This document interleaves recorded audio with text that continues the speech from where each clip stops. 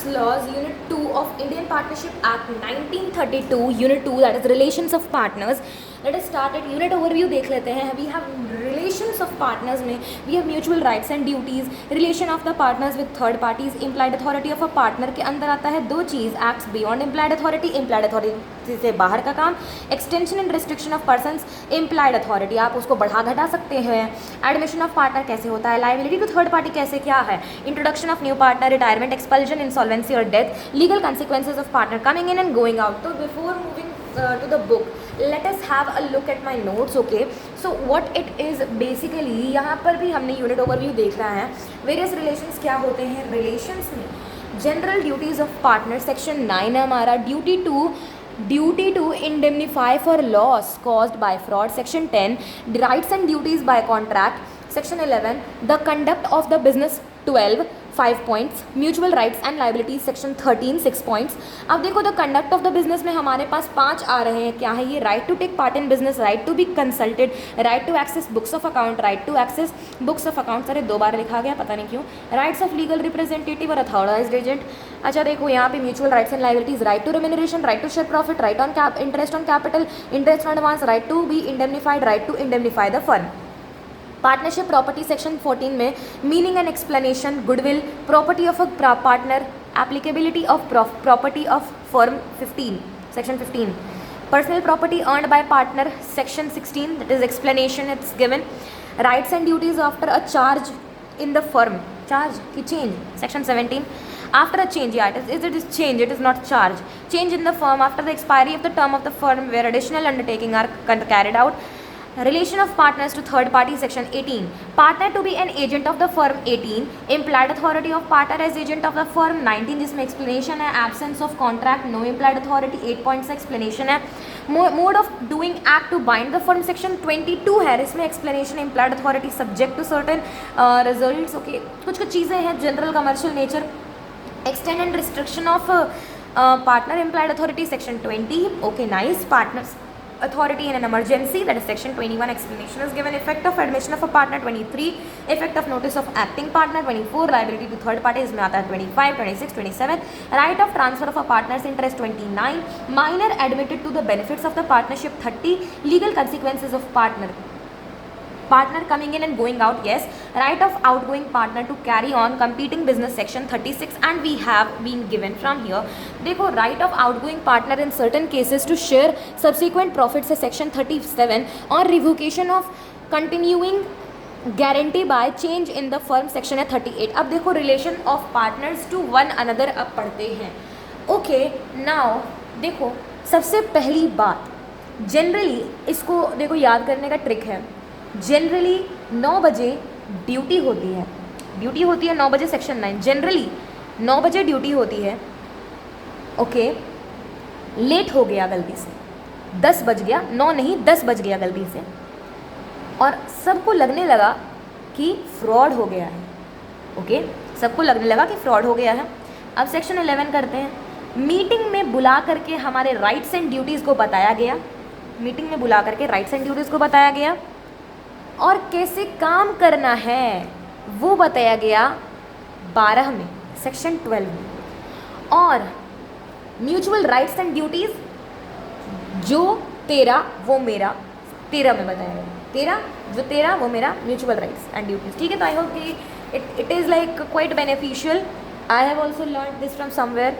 अब देखो relation of partners to one another में सेक्शन 9 10 11 12 और 13 आता है. 9 10 11 12 और 13 5 section. General duties of partner, generally 9 बजे की ड्यूटी होती है, तो general duties of partners section 10. Duty to indemnify for loss caused by fraud. Duty to indemnify loss for caused by fraud, क्योंकि लेट आया तो लगा फ्रॉड हो गया. Duty to indemnify for loss caused by fraud. 11 में rights and duties बताने लग गया मीटिंग में बुला करके, rights and duties of partners. 12 में कैसे क्या काम करना है, कंडक्ट ऑफ द बिजनेस बताने लग गया.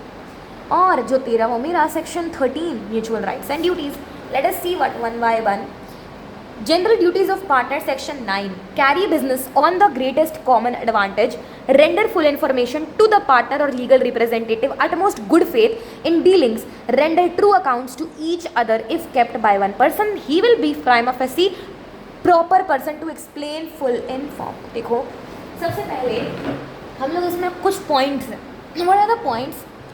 ग्रेटेस्ट कॉमन एडवांटेज में काम करना है, कैरी करना है बिजनेस को, कैरी क्या उठाना है बिजनेस को, हाथ से नहीं, आपको चलाना है बिजनेस ग्रेटेस्ट कॉमन एडवांटेज में, यानी कि लोगों के बारे में। पार्टनरशिप का मतलब क्या है, लोग, सभी अपने पार्टनर के बारे में आपको ग्रेटेस्ट कॉमन एडवांटेज देखना है, सबकी भलाई किस में है, सबकी भलाई किस में है। उसके बाद आपको पूरा इन्फॉर्मेशन देना है पार्टनर या फिर लीगल रिप्रेजेंटेटिव को।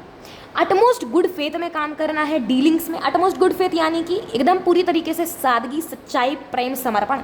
Render true accounts to each other if kept by, अच्छा देखो रेंडर आपको ना देना है, रेंडर यानी देना है सही accounts to each other if kept by one person, he will be prima facie proper person to explain full full info, ठीक है, फुल इन्फो, ओके। तो इसका मतलब ये है, I've made a mnemonic trick over here also. Greatest common advantage का G, render full information का F, utmost good faith का U, रेंडर ट्रू अकाउंट्स का R, Gafoor, okay. Duty to indemnify for loss caused by fraud. अब देखो late हो गया, 9 बजे जाना था, 10 बजे चलेगा तो लेट हो गया, उन लोगों को लगा फ्रॉड हो रहा है। Partner committing fraud must make good the sustained by his misconduct, the loss sustained by his misconduct. Amount so bought will be divided between partner if fraud on his co-partner, cheating co-partner can throw whole consequences upon him. देखो सबसे important चीज़ क्या है section 10 में, कि fraud होता है एक व्यक्ति द्वारा और फ्रॉड होता है एक फर्म द्वारा, तो दोनों अलग चीज़ होता है। अगर एक व्यक्ति के द्वारा फ्रॉड होता है तो वो मेक गुड करेगा the loss caused to the firm, यानी कि वो इंड्यूस करेगा, वो करेगा मेक गुड। बट फर्म अगर फ्रॉड कर देता है ना तो थर्ड पार्टी को वो जाके बोलेगा और उसको देगा वो कॉम्पेंसेशन, पता नहीं क्या। देखो partner committing fraud must make good the loss sustained by his misconduct, उसके दुर्व्यवहार के कारण जो लॉस हुआ उसको वो गुड मेक करेगा। Amounts of bought will be divided between the partner, क्योंकि वो लॉस करवाया है पार्टनर्स का और जो लॉस हुआ है उनका वो डिवाइड, वो जो अमाउंट देगा ना। देखो indemnity to firm for loss, indemnity to firm for loss, indemnity to firm for loss, आपकी गलती के कारण जो हुआ वो उसका आपने भुगतान करना है। लेकिन अगर fraud on his co partners, cheating co partners can throw whole consequences upon him, जो चीटिंग पार्टनर्स है ना they can throw the whole को, देखो co partners right to recover the loss from such partner. ऐसा जो दुर्व्यवहार व्यक्ति करता है पार्टनर किसी पार्टनरशिप में, तो बाकी सब लोगों का हक होता है कि वो उसके सिर पे चढ़ के बोले कि देखो तुम्हारे वजह से हमको भी नुकसान हो गया, हमको पैसा दो, ठीक है। तो duty to indemnify for loss caused by fraud. अब आता है सेक्शन 11 जिसमें मीटिंग में बुला करके हमें राइट्स एंड ड्यूटीज समझाया गया। क्या है ये? Rights and duties of partners subject to the provisions of this act, it is determined by contract which can be express और implied. Subject to the provisions of this act, it is determined by contract which can be express, या तो express या तो implied. It is carried by consent of, it is valid, change होता है by consent of all the partners which may be express or implied. Agreement in restraint of trade notwithstanding anything contained in section 27 of the Indian Contract Act 1872. Indian Contract Act 1872 में if you remember restraint of trade कुछ होता है, काम करने के लिए रोकना void होता है, लेकिन exception होता है ना, कुछ exception होता है ना, 3 exception ना होता है, GOR, sale of goodwill है ना, agreement with outgoing partner और agreement in restraint of trade, 3 तो होता है if you remember. Let me just check it, यहाँ पर नहीं but it will be somewhere over here, हमारे पास आप लोगों को दिख रहा होगा if I am not wrong. Okay this is the thing. देखो agreement in restraint of trade section 27 Indian contract act 1872 का जनरल रूल रहता है agreement in restraint of trade is void और any agreement that restrains a person from practising a lawful profession trade और business is void. Exception हमारे पास आता है GOR। क्या है ये?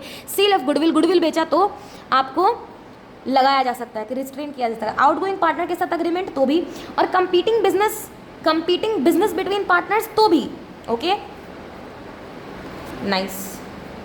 तो ये यहाँ पे लिखा हुआ है कि not with standing this Such contract may provide that a partner shall not carry on any business other than that of the firm while he is a partner. देखो सेक्शन 11 में बोल रहा है कि जब तक कोई पार्टनर एक पार्टनरशिप में है तब तक a partner shall not carry on any business other than that of the firm. Firm को छोड़ करके किसी और का बिजनेस, कोई भी बिजनेस नहीं करना है. सेक्शन 12 आता है कंडक्ट ऑफ द बिजनेस. इसका निमोनिक क्या बना था, कैसे काम करना है, कंडक्ट वगैरह 12 बजे बैठा करके बताया जा रहा था. सोचो. Subject to contract partner. Subject to contract का मतलब क्या है, सब्जेक्ट टू कॉन्ट्रैक्ट का मतलब है सेक्शन 6. ठीक है, सेक्शन 6 क्या है हमारा, what is section 6, what is it, true test of partnership, ASM. okay, now subject to contract partners, इसको हम लोग बैनर भी बोलते हैं. Partners right to take part. अच्छा देखो, कंडक्ट में बताया मैंने कैसे काम करना है, कंडक्ट वगैरह 12 बजे समझाया गया. देखो, right to take part in the conduct of the business, उसके पास राइट है ये to take part in the conduct of business as partnership. Business is a business of the partners and their management powers are generally extensive, bound to attend diligently to his duties. diligently मतलब पूरी समर्पणता के साथ आपको अपने कर्तव्यों के पालन करनी है. Okay, right to be consulted in case of differences. अगर डिफरेंस हो गया तो आपको कंसल्ट किया जा सकता है. ऑर्डिनरी मैटर्स में determined by majority. Change in nature of business consent of all partners. Note करिए, majority must be exercised in good faith. आपका फेथ गुड होना चाहिए. And every partner must be consulted. बिल्कुल सही बात है. एवरी पार्टनर वेदर एक्टिव और sleeping is entitled to access, inspect, take copy of books of accounts, bona fide, right of legal representative, hire agent. In the event of death of partner they can access, inspect, take copies of the books of accounts. Mutual rights and duty section 13 में है हमारे पास RPIII.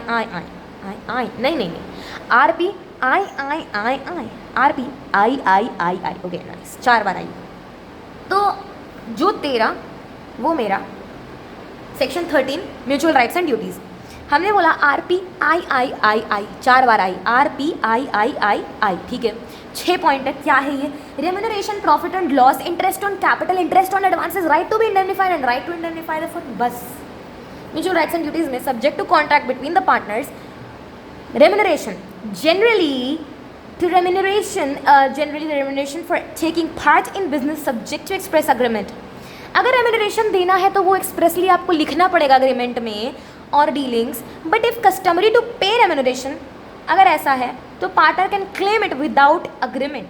अगर customary है, ऐसा आपके ग्रंथों में लिखा हुआ है कि हम अपने पार्टनर को देते हैं, पैसा देते हैं, रेम्यूनरेशन देते हैं, तब दीजिए बेझिझक.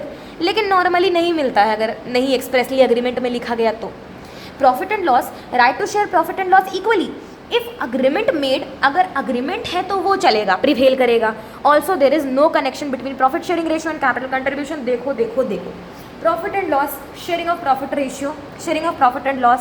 प्रॉफिट शेयरिंग रेशियो आप डिसाइड कर लो, नहीं करोगे तो आपका इक्वल बटेगा. प्रॉफिट भी होगा तो भी इक्वल, लॉस भी होगा तो भी इक्वल. हमने बोला प्रॉफिट शेयरिंग रेशियो और कैपिटल कंट्रीब्यूशन का कोई ताल्लुक नहीं है. राम, श्याम और घनश्याम 3 पार्टनर हैं. राम इन्वेस्ट करता है 1 रुपया भी नहीं बिजनेस में, श्याम करता है 50,000 और घनश्याम करता है 10 लाख. तो कैपिटल कंट्रीब्यूशन तो सबसे ज़्यादा घनश्याम का है. बट प्रॉफिट शेयरिंग रेशियो अगर मान लो ये लोग नहीं बनाएंगे तब तो इक्वल ही मिलेगा. That is why I am saying कि there is no relation between capital contribution and profit sharing ratio. So keep it in mind. Interest on capital, जिसको हम लोग प्यार से बोलते हैं IOC, जनरली नहीं. हम लोग बार बार बोल रहे हैं जनरली, क्यों? क्योंकि जनरल नेचर क्या है, तो generally no. Following elements required for interest on capital. अगर एक्सप्रेस अग्रीमेंट और प्रैक्टिस ऑफ पार्टनरशिप में है तो दीजिए. ट्रेड कस्टम है, कस्टम आपका व्यवहार बना हुआ है देने का interest on capital, then okay. Statutory provision, अगर लॉ कहता है ऐसा, till dissolution. Then interest on advances, generally interest on advances. Generally, partner is entitled to claim interest 6% per annum on amount paid in addition to capital contribution. It will keep running even after dissolution and up to the date of payment, even after dissolution till payment is made. इसमें एक point ध्यान रखना कि interest on advance यानी कि जो partner loan दिया है ना फर्म को, उस पर एडवांस देना. अब देखो, उसका मतलब है कि जो पार्टनर को एडवांस, पार्टनर जो एडवांस दिया फर्म को, उस पर उसको इंटरेस्ट मिलेगा 6% पर annum. अगर नहीं लिखा हुआ है एग्रीमेंट में तो 6% पर annum. अगर लिखा हुआ है कि 18% पर एनम देना तो it's fine, 18% will prevail. Right to be indemnified. Every partner has the right to be indemnified in respect of payments made and liabilities incurred and in ordinary conduct of business and emergency for protecting the firm from any loss as a man of ordinary prudence would make in its own case under similar circumstances, binding on all partners. Section 21. देखो, अगर कोई partner अपने firm को बचाने के लिए कोई risk ले लेता है जिसके कारण उसको कोई लॉस हो जाता है, अपने फर्म को बचाने के लिए, ध्यान रखना, तब उसका राइट है कि वो इंडेमनीफाई होगा. This is what it says. ठीक है, यही है सेक्शन 21 में भी लिखा हुआ. Right to indemnify the firm. Partner must indemnify for any loss cause to it by wilful neglect in the conduct of the business of the firm. देखो, partner के विलफुल निग्लेक्ट और in the conduct of the business of the firm में अगर कोई भी तरीके का wilful neglect हुआ तो उसका राइट है कि वो इंडेमनीफाई करेगा फर्म को. हमने बोला remuneration, profit sharing ratio, profit and loss, basically remuneration, profit and loss, interest on capital, interest on advances, right to be indemnified and right to indemnify the firm. RPIII ये क्या था? तो जो तेरा वो मेरा. Section 13 mutual rights and duties.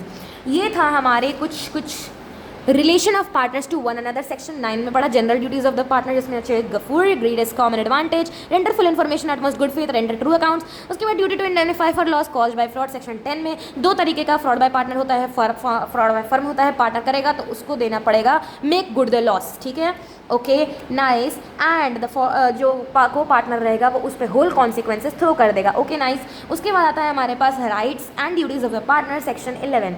Okay, उसके में हमारे पास बताया जाता है कि जो राइट्स और ड्यूटीज़ होते हैं पार्टनर के, वो ना subject to provision, it is determined by the contract which can express भी हो सकता है, इम्प्लाइड भी हो सकता है. It is valid by consult लेना चलेगा, आपको कंसेंट लेना पड़ेगा. अग्रीमेंट रिस्ट्रेंट ऑफ ट्रेड आपने पढ़ा है, कोई भी तरीका का नहीं है. Agreement in restraint of trade इसमें नहीं वैल्यू करता है. Conduct of the business. Section 12 में हमारे पास आ जाएगा कि कैसे काम करना है, कैसे काम करना है, डिलीजेंटली काम करना है, बिजनेस में रह के काम करना है, टेक पार्ट लेना है in the conduct of business, bound to attend diligently, right to be consulted in case of differences. दो चीज़ बोला गया, ऑर्डिनरी मैटर में डिटरमाइन किया जाएगा majority, change in nature of business में मेजॉरिटी एक्सरसाइज करेगा, गुड फेथ में बोनाफाइड होगा. एवरी पर्सन के पास राइट होता है कि एक्सेस लेगा, कॉपी लेगा बुक्स ऑफ अकाउंट्स का. Legal representative in the event of death होगा, वो फिर डेथ होगा पार्टनर का, तब वो एक्सेस इंस्पेक्टर कॉपीज़ लेंगे. म्यूचुअल राइट्स एंड ड्यूटीज़ में हमने पढ़ा कि जो तेरा ना वो मेरा सेक्शन 13, सॉरी जो तेरा वो मेरा सेक्शन 13 में हमने पढ़ा रेम्यूनरेशन, प्रॉफिट और लॉस. उसके बाद interest on capital, interest on advance, right to be indemnified and right to indemnify the firm, which is 5 points. Partnership का प्रॉपर्टी या फिर पार्टनरशिप का एसेट या फिर जॉइंट एसेट या तो कॉमन स्टॉक या फिर joint estate. Section 14. The property which is deemed as belonging to the firm in the absence of any contract, all property rights and interest. क्या है ये?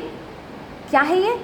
Rights, interest and property. RIP. Okay, RIP, all kinds of RIP, rights, interest and property. All property, rights and interest which partners may have brought into the common stock as their contribution to the common business. All the property, rights and interest, all the properties, rights and interest acquired or purchased by or for the firm in the course of the business, यानी कि जो property, जो right, जो interest लिया गया है, खरीदा गया है या तो फर्म के द्वारा या तो फर्म के लिए, बाय यानी फर्म के द्वारा, फॉर यानी फर्म के लिए. मैंने टॉफ़ी लिया, ये जो पेंसिल मैंने लिया, लेट्स से टॉफ़ी नहीं, ये जो पेंसिल मैंने लिया ये अपने लिए लिया, बाय द फर्म. ये जो पेंसिल है ये श्याम ने खरीदा मेरे लिए, फॉर द फर्म. ठीक है, श्याम पार्टनर था. Okay, this is just for instance. ठीक है, इसमें क्या आता है?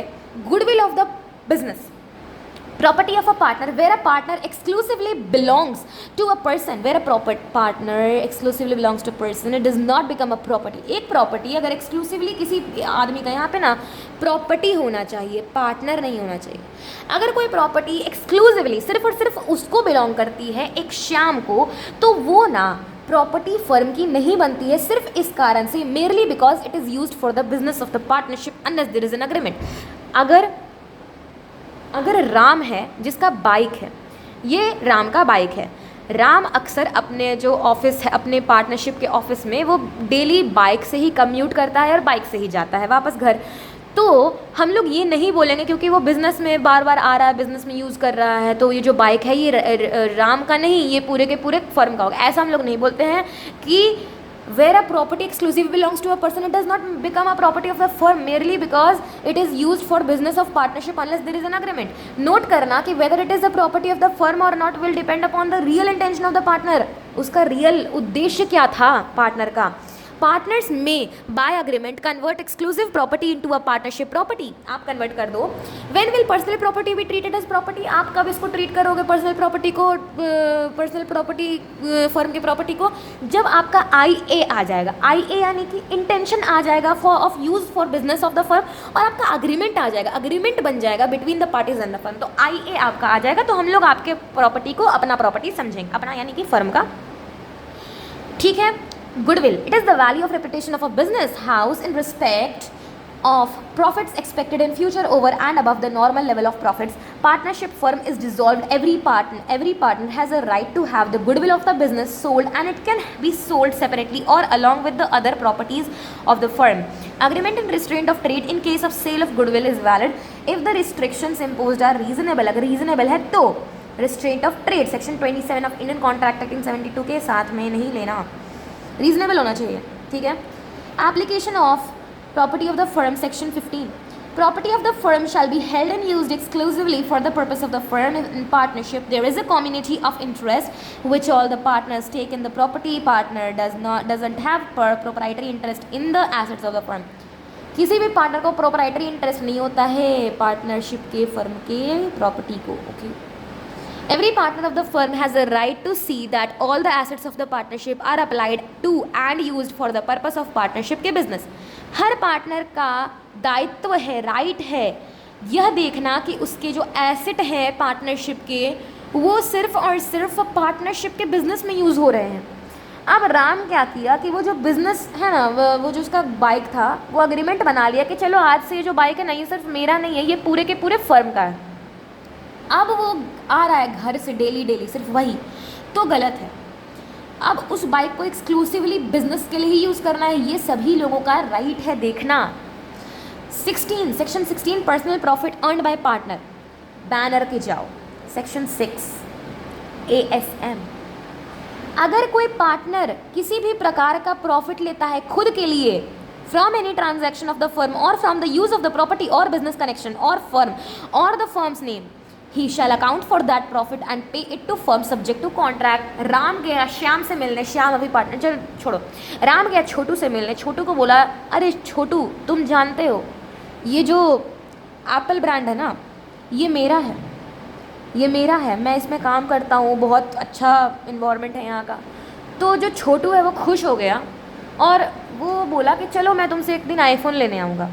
आईफोन वो बोला कि अरे तुम दुकान पे क्यों आना, मैं तुम्हारे लिए ले आऊँगा.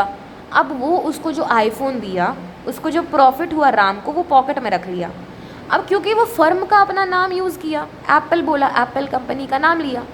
अब वो जो प्रॉफिट उसको हुआ, जितने भी रुपए का हुआ, वो देगा अब बिजनेस में. प्रॉफिट बोलते हैं हम लोग. मान लो कि अपना आईफोन बेच करके बोल रहे हैं कि फर्म का बेचे, जो भी लाइक डिफरेंस रहेगा ना contract price and market price का, वो दे देगा आप फर्म को. या फिर किसी भी प्रकार के कनेक्शन ऑफ द फर्म के कारण जो हुआ वो भी देगा. ठीक है. He shall account for that profit and pay it to firm subject to contract. If a partner carries on any business of the firm, he shall account for and pay to the firm all profits made by him in that business. Section 17 है rights and duties of partners after a change in the firm. किसी भी प्रकार का change होता है firm में तो क्या होता है, subject to change between the partners after a change in the firm और after the expiry of the firm और where additional undertakings are carried out, the rights and duties will be the same as those at it was in the previous operation. देखो कभी भी किसी भी प्रकार का firm में चेंज होता है, कभी फर्म एक्सपायरी हो जाता है, कभी एक्सपायरी हो जाता है ऑफ द फर्म, और where additional undertaking are carried out, the rights and duties will be the same. जो भी राइट्स एंड ड्यूटीज़ रहेगा पार्टनर का वो सेम रहेगा. तो हमने बोला CEA सिया, nice, change in the firm, expiry of the firm, additional undertakings.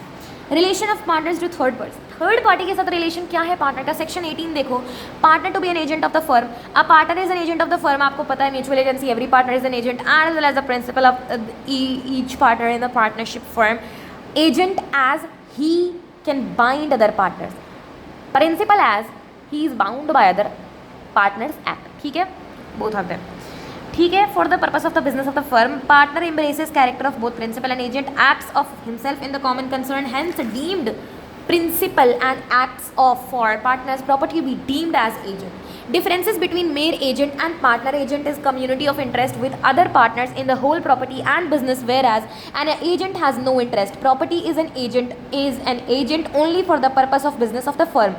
Implied authority of partner as agent of the firm, section 19. देखो section 22 बताता है mode of doing an act binding the firm.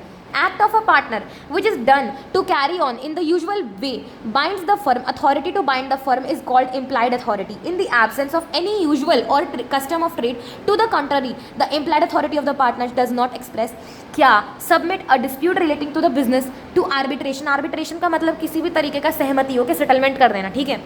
Open a bank account on behalf of the firm in his own name, ये सब काम आप नहीं कर सकते हो in the absence of any usages of trade, custom of trade to contrary the implied authority. क्या क्या इम्प्लाइड अथॉरिटी है आपकी, submit a dispute relating to the business to arbitration, open a banking account, आप ये सब नहीं कर सकते हो। Business banking out on behalf of the firm in his own name, compromise or relinquish any claims or portion of a claim by the firm, withdraw a suit or proceedings filed on behalf of the firm, admit any liability in a suit or proceedings against the firm, acquire immovable property on behalf of the firm, transfer immovable property belonging to the firm and enter into partnership on behalf of the firm. Modes of doing act to bind the firm, section 22. In order to bind the firm, the act or instrument executed should be executed in the firm name and with an intention to bind the firm. Such an authority is called implied authority.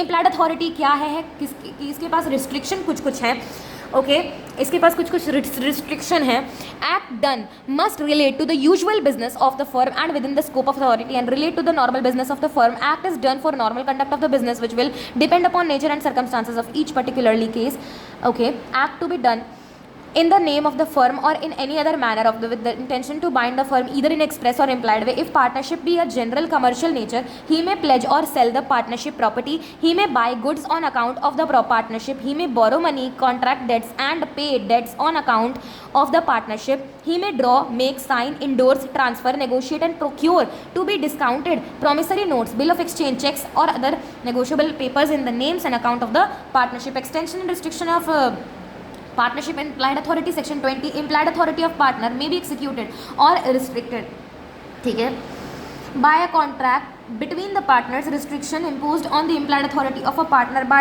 an agreement shall be effective against the third party. Now when third party knows about, देखो सबसे पहली बात है कि extension और restriction of partner के employed authority का कैसे होता है। यहाँ पर एक आदमी है जो कि पार्टनरशिप से निकल चुका है, ओके उसको काम छोड़ दिया गया है। अब कोई थर्ड पर्सन उससे कॉन्ट्रैक्ट करता है ये सोच के कि ये जो इंसान है ये इसी पार्टनरशिप का व्यक्ति है, तब इसको कोई लॉस होगा तो फर्म भरपाई करेगा। बट अगर इसको पता है कि ये पार्टनरशिप को छोड़ चुका है फिर भी इसके साथ कॉन्ट्रैक्ट कर रहा है, तब यही लायबल है, ठीक है। तो यही लिखा हुआ है कि restriction imposed on the implied authority of a partner by an agreement shall be effective against the third party. When third party knows about the restrictions, then he can't make the firm liable on it. And when third party does not know his dealings with the partner in the firm, then he can make the firm liable on it. Note, any one partner or even a majority of the partners cannot restrict on extend the implied authority. Consent of all partners is required for the restriction. Section 21 है partners authority in case of emergency. देखो as a man of ordinary prudence जो भी वो करता है अपने firm को बचाने के लिए लॉस से, देन इट इज़ फाइन, उसको मिलेगा वो पैसा। Partner has authority in an emergency to do all such acts for the purposes of protecting the firm from loss as would be done by a person of ordinary prudence in his own case acting under similar circumstances and such acts bind the firm. Effect of admission by partners, section 23. Partners as agents can make binding admissions but only in relation to partnership transaction and in ordinary course of business. Admission or representation will not bind the firm if the authority is limited and another party knows about it. Firm is liable. Effect of admission of the partner, firm is liable. दो चीज़, it should be for partnership के business के लिए होना चाहिए in ordinary course of business होना चाहिए। Third person can use such admission as an evidence against the firm in case of dispute, उसको यूज कर सके एडमिशन के वो एविडेंस के लिए, ठीक है। Effect of notice to acting partner section 24, the notice act fact या defect to a partner who habitually acts in the business of the firm relating to the affairs of the firm operates as a notice to the firm. Notice to one is equivalent to notice to all, क्योंकि you know कि agent के पास information गया यानी principal के पास information गया, that is why we are saying कि notice to one is equivalent to notice to all, just as and notice to agent is notice to principal, as I said. Exception है कि fraud committed by और with the consent of that partner, अगर fraud कोई conduct कर लिया तो नहीं रहेगा वो पता। एक्सेप्शन है section 24, what is it, section 24, in operation in case of fraud or misrepresentation firm will not be liable, that is what it is written over here also. Notice must be actual and not constructive. Constructive notice मतलब constructive हमने सोगा में पढ़ा है, actual delivery, constructive delivery, symbolic delivery। constructive delivery में मतलब phone करके बता दिया गया था कि ए के लिए नहीं है, बी के लिए होल्ड करे सामान। एक्चुअल यानी कि फिजिकली जा करके ट्रांसफर किया गया। सिंबॉलिक यानी कि कोई तरीके का सिंबल दिया गया, यानी कि बिल ऑफ लेडिंग या फिर कोई key of a warehouse like that. तो नोटिस एक्चुअल जा करके आपको देना पड़ेगा, ना कि बोल देना पड़ेगा कि ऐसा है। Must be received by a working partner and not by sleeping partner. Partner का टाइप्स हम लोग पढ़े हैं, स्लीपिंग या डॉर्मेंट पार्टनर को नहीं जाना चाहिए, एक काम एक्टिव ऑस्टेंसिबल वर्किंग पार्टनर को रिसीव होना चाहिए notice. Notice must relate to the firm's business, then only it will constitute notice to firm. Now liability to third parties section 25 से 27, liability of partner for acts of the firm. Partner का liability firm के कर्तव्यों के लिए section 25, partners are jointly and severally liable for all acts which comes under the scope of their express or implied authority, because acts done within the scope of authority are all the acts done toward the business of firm. Act means rights enforceable by or agent against the firm. Act to be enforceable must have been done while he was a partner, it being immaterial that the damages arose after the dissolution of the firm. Firm if dissolved, then also while you are a partner you are liable. Liability of partner for acts of the firm section 25, partners are jointly and severally liable for all acts of the which come under the scope of express or implied authority, because all acts done within the scope of authority are all the acts done toward business of firm. Act means rights enforceable by or against the firm. Act to be enforceable must have been done while he was a partner, it being immaterial that the damages arose after the dissolution of the firm. Section 26, liability of firm for wrongful acts of the partner. Firm is liable to the same extent as partner for any loss or injury caused to third party by the wrongful act of partner done in the ordinary course of the business and within authority of partner. Negligence या फिर wrongful act के कारण method employed by partner in doing wrongful or unauthorized act would not affect the question. All partners liable to third party for loss or injury caused to him by the act of any partner acting in ordinary course of business. Liability of firm for misapplication by partner section 27, if partner acts within the authority and receives money or property belonging to third party and misapplies it, not necessary that money should come in his custody or not, or if money or property comes into the custody of the firm and misapplied by the partner, the firm will be liable in both the cases. देखो misapplication section 27 very important। देखो अगर कोई partner द्वारा मिसएप्लीकेशन हो जाता है fund का, अगर अथॉरिटी के अंदर हो रहा है तब सही, बिजनेस के द्वारा हो रहा है या फिर बिजनेस रिसीव किया या फिर received money of third party, देखो अब डायरेक्टली मिलेगा या फिर इनडायरेक्टली मिलेगा। Firm will be liable to third party, अगर डायरेक्टली फंड जो है वो पार्टनर के अकाउंट में मिलेगा तो वो डायरेक्टली लाइबल रहेगा, और इनडायरेक्टली अगर फर्म के अकाउंट में आ जाएगा, पार्टनर अब मिसअप्लाई कर देगा, तो अगर मनी या property comes into the custody of the firm and misapplied by any partner, the firm will be liable. Custody किसके अंदर आया, फर्म के कस्टडी में आया, मिसअप्लाई पार्टनर किया मानते हैं, लेकिन फर्म लाइबल होगा, लेकिन वो बाद में ले लेंगे उस पार्टनर से, ठीक है, दिस इज द थिंग। और यहाँ पे लिखा हुआ है कि if the partner acts within his authority, अगर अथॉरिटी में रह करके वो पैसा लेता है और property belonging to third party और मिसअप्लाई कर देता है, not necessary that money should come in custody और not, the firm is liable. If receipt was not in the authority of partner, it can't be said that money received by firm, hence firm not liable। देखो receipt was not in the authority of partner, exception है, अगर receive किया जो कि नहीं था partner के authority में, तो हम लोग ये नहीं कह सकते हैं कि मनी फर्म रिसीव किया है तो फर्म लाइबल नहीं होगा, unless money comes into the firm custody और कंट्रोल। फर्म का लाइबिलिटी हो जाता है, फर्म के कस्टडी में आता है, तो section 27 clause A, directly in custody of partner and he misapplied. Section 29 है rights of transferee of a partner's interest Rights of transferee of a partner's interest. A share in a partnership is transferable like any other property, but as the partnership relationship is based on mutual confidence. A share in a partnership is transferable like any other property, but as the partnership relationship is based on mutual confidence, the assignee of a partner's interest by sale, mortgage, or otherwise cannot enjoy the same rights and privileges as the original partner. Partner assign करता है transferee, ये partner नहीं है, rights नहीं है, privileges नहीं है, ठीक है। ट्रांसफरी देता है, ट्रांसफ़र देता है ट्रांसफरी को, वो पार्टनर नहीं होता, सिर्फ प्रॉफिट लेता है। तो राइट्स क्या है ट्रांसफरी के, वो ईरी लेता है। वो ईरी क्या है, इरिस क्या है, ये इरिस इंटरफेयर कर सकता है कंडक्ट ऑफ द बिजनेस में, नहीं कर सकता है। रिक्वायर कर सकता है अकाउंट्स, नहीं कर सकता है। इंस्पेक्ट करेगा बुक्स ऑफ फर्म, नहीं कर सकता है। बट उसके पास क्या रहता है, ईरी, ये सब नहीं कर सकता है। Eerie, IRI. During the continuance of partnership, such transfer is not entitled to interfere with the conduct of the business, to require accounts, or to inspect books of the firm. He is only entitled to receive share of profit, and he is bound to accept it, cannot challenge it. He cannot challenge it कि हमें जो पैसा मिला है वो कम है, हमको book दिखाओ, ऐसा बात नहीं है। On dissolution of firm, on retirement of transferring partner, transfer is entitled to receive the share of assets of firm to while transferring partner is entitled. B.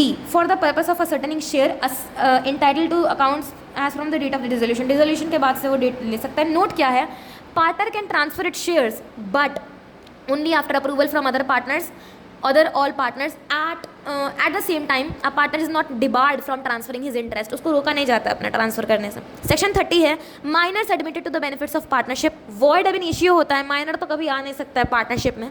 Minor can not be bound by contract because a minor's contract is void. Section 11 of the Indian contract act 1872, a person is competent to contract who is A. of the age of majority by the law to which he is subject. B. is of sound mind, section 12 आ गया। C. is not otherwise disqualified by law from contracting by any law to which he is subject. तो minor का law क्योंकि incompetent है तो void ab initio होता है। Minor can't become partners in partnership firm as he is incompetent to contract but he can be admitted to the benefits of the partnership with the consent of all the partners under section 30। Rights क्या है minor के, pests है rights उसके। Pests क्या है, ये pests what is this, profit share लेगा, account access करेगा, स्यू करना रहेगा, जब कनेक्शन तोड़ रहा होगा तो स्यू करना रहेगा, कर सकता है। टाइम टू इलेक्ट उसको 6 महीना मिलता है, अगर मेजॉरिटी अटेंड कर लिया 6 महीना मिलता है। 6 महीना के बाद उसको 6 महीना का टाइम मिलता है। अगर तुमको बनना है पार्टनर तो तुम बता दो, नहीं बनना है तो मत बताओ, नहीं बनना है तो भी बता दो, ओके नहीं बनना है तो भी बता दो। अगर कुछ नहीं होगा तो आपको समझा जाए कि आप मेजर बन गए तो आप पार्टनर बन गए। Entitlement to share if becoming a partner, share not liable for acts after partnership in if opts out. अगर वो बाहर निकल जाता है तो उसके बाद उसका कोई भी लाइबिलिटी नहीं रहेगा। Rights of partner, right to share agreed share of profits, can have access and inspect of accounts of the firm. Generally वो sue नहीं करेगा but he can sue the partners for acts, for accounts or for payment of his share but only when he is severing, जब वो तोड़ रहा है अपना रिश्ता, his connection with the firm and not otherwise. On majority he may within 6 months elect to become a partner or not to become a partner. If he becomes a partner he is entitled to share as earlier. If he does not, his share is not liable for any act of the firm after public notice. Public notice उसको देना पड़ेगा। Liability होता है minor का before majority, combined confined only to the extent of the share in the profits and the property of the firm. No personal liability for debts of the firm. Minor can't be declared as insolvent, but if the firm is declared insolvent then minor's share vests with the official assignee. Receiver can claim from the official assignee. After majority क्या होता है, within 6 months of attaining majority or after obtaining knowledge that he had been admitted to the benefits of the partnership, whichever date is later, बाद में जो आएगा, मतलब 18 साल वो अचीव कर लिया, उसके बाद भी उसको नहीं पता चला कि वो एक पार्टनरशिप में, वो 19 साल का हुआ तब उसको पता चला कि अच्छा वो पार्टनरशिप में है। जब 19 साल का था तब उसको पता चला। तो जब उसको पता चला कि वो एडमिटेड है to the benefits of the partnership whichever is later, यानी कि 19 साल वाला हम लोग के केस में, decide whether to remain partner और लीव द फर्म। अगर वो चाहता है कि वो पार्टनर बनेगा तो इफ बिकम पार्टनर विलफुली और failure to give public notice within 6 months, अगर वो पब्लिक नोटिस देना गलती से भूल जाता है मिस्टेकनली, तो he becomes personally liable to the third parties for all acts of the firm since he was admitted to the benefit of the firm. जिस दिन से वो बेनिफिट के लिए वो एडमिट हुआ था उस दिन से वो लायबल हो जाएगा personally to the third parties. His share in the property profits remain the same as earlier, उसका जो शेयर रहेगा प्रॉपर्टी एंड प्रॉफिट्स का वो तो सेम रहेगा। अगर चेंज कर रहा है तो you can change the basically जो आपका 5 मेथड रहता है ना, change in the profit sharing ratio, admission, retirement, वो तो होता ही है, तो चेंज कर लो अगर करना है तो। Where he elects not to become a partner, अगर उसको पार्टनर नहीं बनना है तो his rights and liabilities continues as minor up to the date of the public notice. His share shall not be liable for any act of the firm after date of public notice. He is entitled to sue the partners for his shares. Minor must give notice to registrar that he has not become partner. Note करना कि where he elects not to become partner or failure to give public notice within 6 months, he shall compensate. He shall become partner at the expiry of 6 months. So this is what it is written over here, very short. Okay. उसके बाद हमारे पास आता है legal consequences of partner coming in and going out. Coming in and going out हमारे पास है section 31 से 35, 31, 32, 33, 34, 35, 5 चीज़ है। क्या है हमारे पास? Arid, AREID। क्या है ये एरिड? ए से एडमिशन, आर से रिटायरमेंट, ई से एक्सपल्जन, आई से इंसॉल्वेंसी, डी से डेथ। एरिड। हम लोग एडमिशन जो पार्टनर लेता है उसको कहते हैं existing partner. Retirement, insolvency, expulsion होता है तो उसको कहते हैं कंटिन्यूइंग पार्टनर, और डेथ हो जाता है तो उसको कहते हैं सर्वाइविंग पार्टनर। एडमिशन जब हो गया तो जो बाकी के बचे हुए लोग हैं, बचा जो आदमी, उसको क्या कहेंगे? उसको कहेंगे हम लोग एग्जिस्टिंग पार्टनर। किसी का आदमी का रिटायरमेंट हो गया या फिर इंसॉल्वेंसी हो गया या फिर एक्सपल्जन हो गया तो जो बचे हुए लोग रहेंगे ना, बचे हुए पार्टनर रहेंगे, उसको कहेंगे कंटिन्यूइंग पार्टनर। कोई डेथ हो जाएगा किसी पार्टनर का तो बाकी के जो बचे हुए रहेंगे उनको कहेंगे सर्वाइविंग पार्टनर। तो एरिड, AREID। तो legal consequences of partner coming in and going out, section 31 से 35। Any change, admission, retirement, expulsion, insolvency etcetera and relation of partner will result in reconstitution of the firm. You know it very well. Introduction of a partner, section 31. No new partner can be admitted into a firm without the consent of all the existing partners. Rights and liabilities of new partner. Generally देखो पहले तो right and liabilities of new partner पहले देख लेते हैं। Liabilities ordinarily commence from the date when he is admitted unless he agrees to be liable for obligations incurred by the firm prior to the date. The new firm may agree to assume liability for the existing debts of the old firm, and creditors may agree to accept the new firm as their debtor and discharge the old partners. The creditor's consent is necessary in every case to make transaction operative. Novation, that is the technical term for a contract for substituted liability, but a mere agreement, you know these terms, novation, alteration, modification, you know it. Novation यानी कि something new, okay, is the technical term in the contract for substituted liability, but a mere agreement amongst partners cannot operate as novation. एक mayor agreement जो partner के साथ साथ हुआ है, that is not a novation. Thus, agreement between partners and incoming partner that he shall be liable for existing debts will not give creditors any right against incoming partner. Partnership of two partners automatically dissolved by death of one. Section 31 will not apply. यहाँ पर देखो क्या लिखा है, generally no but subject to agreement it should be clearly documented. Rights and liabilities of the partner कोई तरीके का नहीं रहता, लेकिन वो क्लियरली डॉक्यूमेंट करो. अगर नहीं है तो आप बैनर पे जाओ. Existing partner with the consent of all the partners आता है ओल्ड अग्रीमेंट की जगह पे. फॉर पास्ट लाइबिलिटीज़ अगर पार्टनर अग्री करता है कि हमको पास्ट का लाइबिलिटी लेना है, हमको बहुत मज़ा आता है ये सब लॉस वगैरह झेलने में, हमको अलाउ कर दो, तो ओके. अगर वो खुद खाई में गिर रहा है तो उसको गिरने दो, गिर जाओ खाई में. न्यू अग्रीमेंट बनाओ. नोवेशन कंसेंट चाहिए, ओल्ड का भी न्यू का भी कंसेंट चाहिए, न्यू का ओल्ड का, ठीक है, कंसेंट चाहिए. क्रेडिटर का भी पैसा चाहिए, क्रेडिटर का भी कंसेंट चाहिए. With the consent of all the other partner by express agreement by giving notice in writing to all other partners of his intention to retire in case of partnership at will. can है consent of all express agreement और giving notice, ठीक है. A आ गए यहाँ पे, C, A और N. Can retiring partner may be discharged from any liability to ये retirement of partner आ गया. पार्टनर में retire, sorry this is another thing. Retirement of partner section 32 में हम लोग आ गए. पार्टनर में retire with the consent of all other partners by express agreement by giving notice in writing to all other partners of his intention to retire in case of partnership at will. Retiring partner may be discharge from any liability to any third party for acts of the firm done before his retirement by any act before made by him with such third parties and the partners of the reconstituted firm.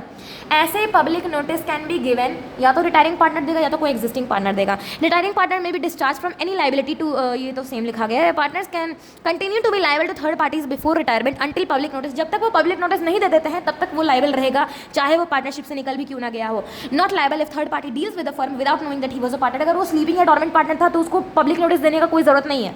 Mere retirement of a partner who was the tenant of the premises in which the partnership business was carried out would not result in assignment of tenancy rights in favor। देखो अगर XYZ है, Y rent पे दे रहा है एक जगह, तो अगर Y निकल जाता है इसका मतलब ये नहीं है कि वो जो Y का जो प्रेमाइस हो गया, जो उसका बिल्डिंग हो गया, वो X और Z का हो गया, ये नहीं होता है, ये नहीं होता है। केस लॉ है विष्णु चंद्रा वर्सेस चंडिका प्रसाद। कंक्लूजन है Supreme Court in the event of retirement the partnership business will not come in to an end, it will only on the dissolution of the partnership. Expulsion of partner section 33 generally no but 3+3 rule अपनाएंगे। If all these conditions are not present the expulsion is not deemed to be in bona fide interest, bona fide यानी good interest, good faith. Power of expulsion must have existed in the contract between the partners, power of expulsion होना चाहिए contract में partners के बीच। Power has been exercised by majority of the partner, majority of the partner को power exercise करना है। It has been exercised, उसको good faith में एक्सरसाइज किया जा रहा है। और the test of good faith as required under section 33 clause 1 includes these things, क्या वही तीन, क्या expulsion must be in the interest of the partnership, partnership के इंटरेस्ट में होना चाहिए। Partner to be expelled is served with the notice, उसको notice दिया जाता है, उसको एक अपॉर्चुनिटी ऑफ बीइंग हर्ड दिया जाता है, ऑडियल टर्म पार्टन दिया जाता है। If a partner is otherwise expelled, अगर इन 3+3 6 केसेस के अलावा अगर किसी पार्टनर को एक्सपेल किया जाता है, the expulsion is null and void, the expulsion is null and void. तो 3+3 is PNGINO, PNGINO, what is it? PNG conduct by the contract between the partners and good faith, तो PMG must have, okay, M है majority, तो PMG, यहाँ पे देखो PMG, this is PMNG, तो यहाँ पे देखो PMMNG। उसके बाद +3 में INO, what is this INO? Interest होना चाहिए पार्टनरशिप का, नोटिस देना चाहिए, अपॉर्चुनिटी ऑफ बीइंग हर्ड देना चाहिए, ऑडियल टर्म पार्टन देना चाहिए। ठीक है, पहला बोला power in the express agreement होना चाहिए, consent of majority partners in good faith होना चाहिए, इन the interest of partnership firm, after giving notice, after giving opportunity of being heard. Expulsion अगर इसके अलावा कुछ होगा तो नल एंड वॉइड होगा। Expulsion doesn't result in dissolution of partnership. Neither invalid expulsion puts an end to the partnership. Even if it is partnership at will, it will be deemed to continue as before. Insolvency of partner section 34 में या तो order या तो date या तो delivery. No public notice is required in case of insolvency of partner. Where a partner is in a firm is adjudicated as an insolvent, he ceases to be a partner on the date on which the order of adjudication is made, whether or not the firm is hereby dissolved. Estate of a partner so adjudicated is not liable for any act of the firm, and the firm is not liable for any act of the insolvent done after the date of the order of the adjudication is made. Effects of insolvency: insolvent partner cannot be continued as a partner. He will be ceased to be a partner from the date on which the order of adjudication is made. Estate of insolvent partner is not liable for the acts of the firm done after the date of the order, तो वो क्या होगा? Official assignee. Firm is also not liable for any act of the insolvent partner after the date of the order. Court का order आ जाएगा तो public notice कब required है? Section 32 retirement में, section 32, I hope that it's visible, okay, section 32 retirement में needed है, या तो रिटायरिंग पार्टनर या तो कोई कंटिन्यूइंग पार्टनर। एक्सपल्जन में रिक्वायर्ड है 33, सेक्शन 33। इंसॉल्वेंसी में नॉट रिक्वायर्ड, सेक्शन 34। 35 डेथ में not required. Ordinarily insolvency of partner results, ordinarily insolvency of partner results in dissolution of the firms, but the partners are competent to agree among themselves that the adjudication will not give rise to the dissolution of the firm. देखो normally ऐसा होता है कि insolvency अगर किसी partner का होता है तो वो डिजोल्व कर देता है पूरे के पूरे फर्म को, बट अगर सारे पार्टनर कॉम्पिटेंट हैं, सब लोग के अंदर है कि वो हाँ चला सकते, कुबत है, कॉम्पिटेंट हैं, पैसा है, अभी वो इंसॉल्वेंट नहीं हुए हैं और अग्री करते हैं कि हम लोग चलते रहने देंगे इस पार्टनरशिप को, तो वो लोग अपने अमंग अग्री कर सकते हैं कि this adjudication will not give rise to dissolution of the firm. Liability of estate of deceased partner section 35। Okay, I hope ये सारा क्लियर है। Introduction of partner section 31, admission, retirement 32, expulsion 33, insolvency 34, death है 35, एरिड, AREID। Okay, 35 है हमारा liability of estate of deceased partner, D आ गया हमारा डेथ। तो generally ordinarily the effect of the death of the partner in dissolution of the partnership, but except 2 partners, but partners are competent to agree that the death of one will not give the effect of dissolving. Dissolve हो जाता है partnership का अगर किसी का death हो जाता है, बट पार्टनर अगर कॉम्पिटेंट है अग्री करने के लिए, देन इट विल ओके, वो नहीं इफेक्ट करेगा डिजॉल्व में। Estate of the deceased partner may B absolve from, यानी कि इसका मतलब है कि ऐसे जनरली तो डिसोल्यूशन ऑफ पार्टनरशिप होता है, लेकिन अगर partners are competent to agree that death of the one will not have affect the dissolving, then it's fine, वो बिना डिसॉल्व करने भी अपना काम कर सकते हैं. Estate of the deceased partner may be absolved from liability of the future obligation of the firm. It is not necessary to give, यानी future obligation के लिए आप deceased partner का property नहीं use करेंगे. It is not necessary to give any notice either to the public or the person having dealings with the firm. No public notice required in case of death. This rule doesn't apply when there are only two partner and one dies. अगर दो partner है और एक मर जाता है तो उसको पब्लिक नोटिस देना पड़ेगा, क्योंकि फिर एक पार्टनर ना हो जाएगा. मिनिमम पार्टनर कितना, 2 चाहिए, मैक्सिमम कितना, 50 चाहिए. Company rule 2014. उसके बाद एक और था companies act 464 if I am not wrong. Rights of outgoing partner to carrying on expecting competing business 36. क्या आउटगोइंग पार्टनर कंपीटिंग बिजनेस कर सकता है? An outgoing partner may carry on business competing with that of the firm and he may advertise such business but subject to contract to the contrary he may not. उसको नहीं करना है क्या, URS, use the firm name, firm का नाम मत use करना. Represent himself as carrying on the business of the firm. Ram कह रहा है कि मैं एप्पल कंपनी का हूँ, जबकि वो एप्पल कंपनी से वो निकल चुका है. सॉलिसिट द कस्टमर, एप्पल में जाने वाले जितने भी कस्टमर है उनको अपनी तरफ खींच रहा है, बोल रहा है कि आओ मेरे से सामान लो, मैं उसी दुकान का आदमी हूँ. Solicit the customers of persons who are dealing with the firm before he ceases to be partner. तो URS नहीं करेगा, वो करेगा कंपीटिंग बिजनेस करेगा. An outgoing partner may carry on business competing with that of the firm and he may advertise the such business but subject to the contract banner.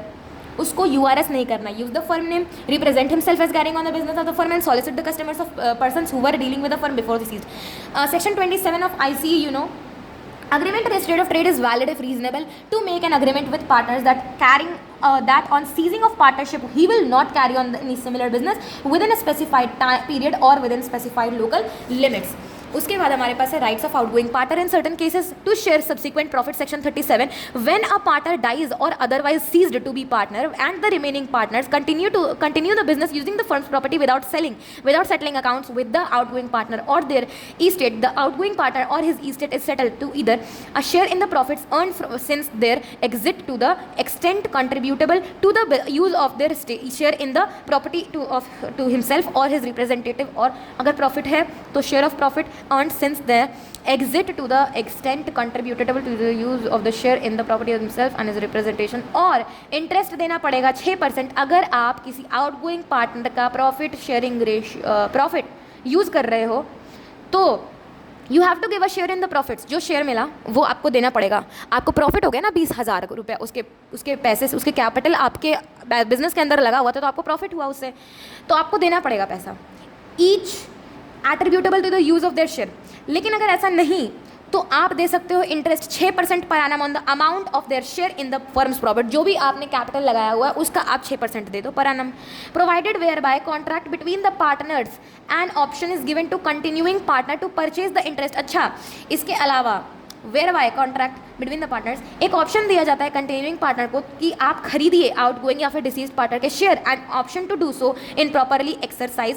Then the outgoing partner और the estate is not entitled to any further profits और interest. Revocation of continuing guarantee by change in firm. Section 38.